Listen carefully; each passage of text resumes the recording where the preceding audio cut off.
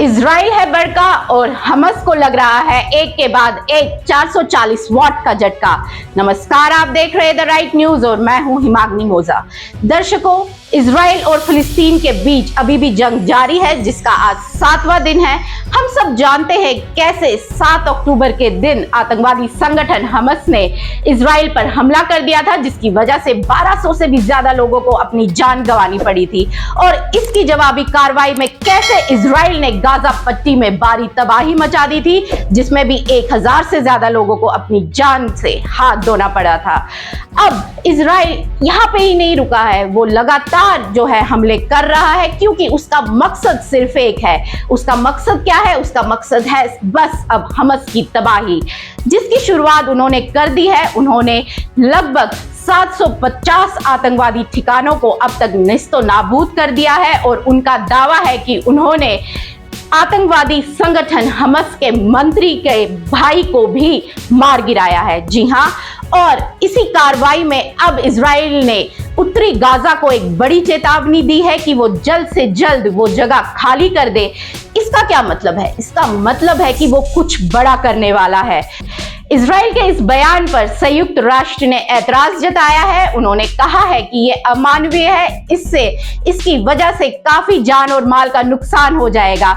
Israel ने इसका जवाब देते हुए कहा कि ये जो बात उन्होंने कही है, संयुक्त राष्ट्र की जो ये बात है, ये अपमानजनक है, क्योंकि इजराइल ने कहा कि उनके मासूम नागरिकों की जान गई है। तो जो संयुक्त राष्ट्र है वो इजराइल को इस पे ज्ञान ना दे, बल्कि हमास की तरफ ध्यान दे, जिन्होंने अभी भी इजराइल के नागरिकों को बंधक बनाया हुआ है और उन्हें चेतावनी दे रहे हैं कि जब तक वो हमला जारी रखेंगे वो बंधकों को नहीं छोड़ेंगे।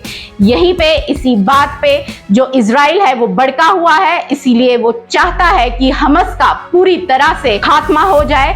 पर इन सब के बीच में एक अच्छी खबर जो है वो भारत की तरफ से आ रही है। वो क्या है? वो ये है कि ऑपरेशन अजय के तहत 212 जो यात्री हैं, 212 जो नागरिक है, भारतीय सिटीजन हैं, वो अपने देश लौट आए हैं। जी हाँ, कल देर रात ऑपरेशन अजय के तहत एक विमान ने जो है वो उड़ान भरी और वो आज नई दिल्ली में पहुंच गया है, जिसमें 212 लोग जो है वो थे और वो सुरक्षित पहुंच गए हैं। इस अवसर पर यूनियन मिनिस्टर राजीव चंद्रशेखर भी मौजूद थे, जिन्होंने जो उन वहां के भारतीय नागरिक है, जब वो वहां एयरपोर्ट पहुंचे तो उनका स्वागत भी किया।